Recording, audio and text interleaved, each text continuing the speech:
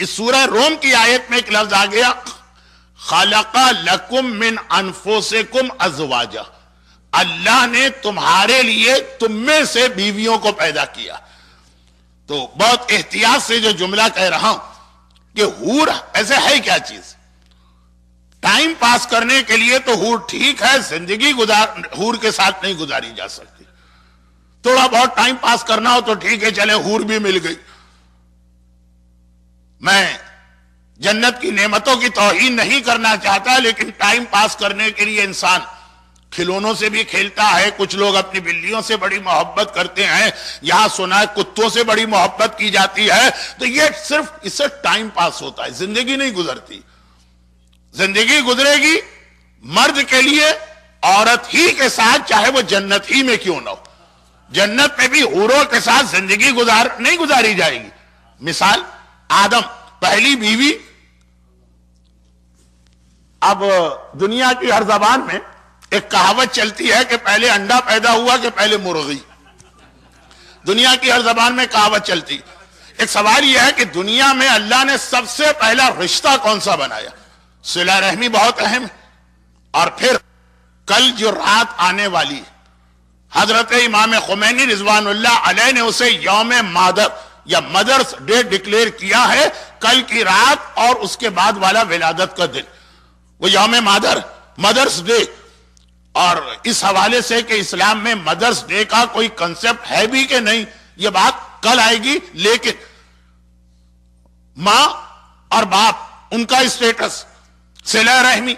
لیکن سوال یہ ہے کہ سب سے پہلا رشتہ اللہ نے کون سا بنایا؟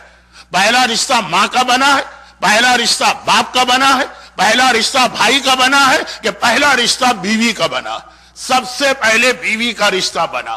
آدم کے لیے باپ نہیں تھے، ماں نہیں تھی، بھائی نہیں تھا، بہن نہیں تھی، آدم کے لیے پہلی جو مخلوق بنائی گئی وہ بیوی تھی۔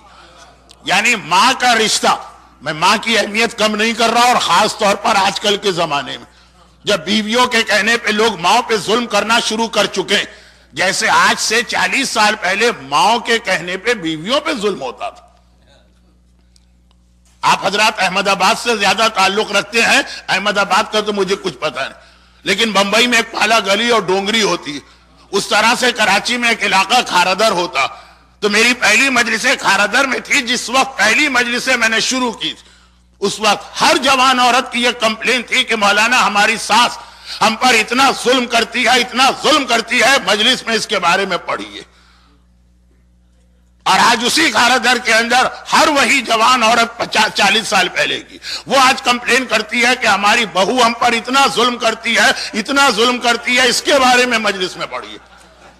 ویسے میں یہ بتا دوں کہ ممبر پہ آنے کے بعد مولانا محترم تشریف فرما، ممبر پہ آنے کے بعد ہم لوگ اللہ کے سامنے، رسول کے سامنے، معصومین کے سامنے، امام زمانہ کے سامنے جواب دہ ہوتے ہیں، تو ہمارا موضوع، ہمارا سبجیکٹ، ہمارا ٹاپک کسی کے کہنے پہ نہیں بنتا کہ ایک صاحب نے کہہ دیا فلاں کے خلاف پڑھیے تو ہم نے پڑھ دیا، کسی نے عورت نے کوئی سبجیکٹ دے دیا، اس کی ساس کسی وجہ سے بری ساس تھی تو ہم نے ساری ساسوں کے اوپر پڑھ ڈالا، ایسا نہیں ہوتا۔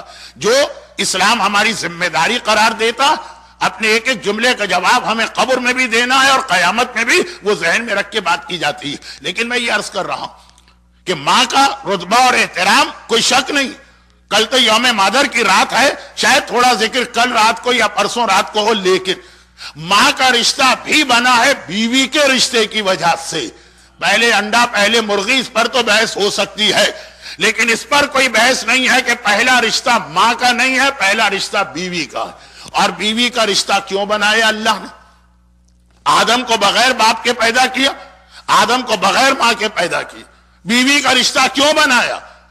آدم جنت میں رہ رہے ہیں، جنت ساری نعمتوں کے ساتھ، اور ہم اور آپ کی طرح نہیں رہ رہے ہیں۔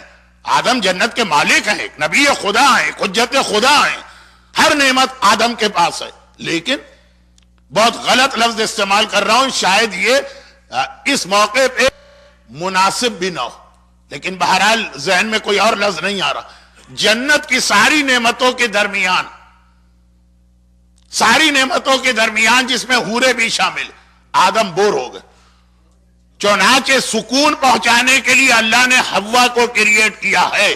जन्नत में भी आदमी अगर बीवी का रिश्ता ना हो तो जिंदगी गुजारना आसान नहीं, आदमी बोर हो जाता है, जन्नत में रहना भी मुश्किल हो जाता है। यह आयत के अंदर इशारा भी है, रिवायात में तफसील भी है। अब इसको छोड़ें, यानी ये मौजू थोड़ी देर के बाद दोबारा शुरू होगा। अभी तो आयत का तर्जमा करते करते एक लफ्ज आ गया, मिन अनफुसिकुम, अल्लाह ने बीवियां बनाई है तुम में से।